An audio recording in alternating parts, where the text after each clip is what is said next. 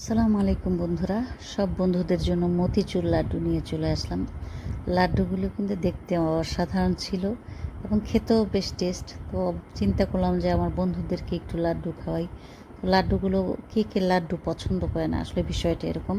আপনারা যদি লাড্ডু পছন্দ না করেন তাহলে তো আর লাড্ডু খাওয়ানো যাবে না। আমি মাঝে মাঝে একটু একটু কামড় দিয়ে রেখে দিতাম, কারণ আমি এত বেশি লাড্ডু একসাথে খেতে পারি না। রসগোল্লা হলে কথাই ছিল না, রসগোল্লা কিন্তু একেবারে কাণ্ডে পিণ্ডে গিলে ফেলি, কিন্তু মতিচুর লাড্ডুটা একটু শুকনো, তো তাই খেতে আমার একটু দ্বিধা হয়, মানে খেতে পারি না, কম খাই।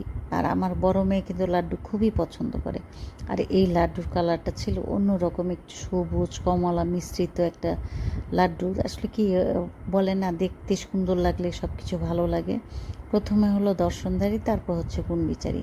তো আমার এই লাড্ডু মার্কা ভিডিও যদি আপনাদের ভালো লেগে থাকে তবে লাইক কমেন্ট শেয়ার করে অবশ্যই পাশে থাকবেন।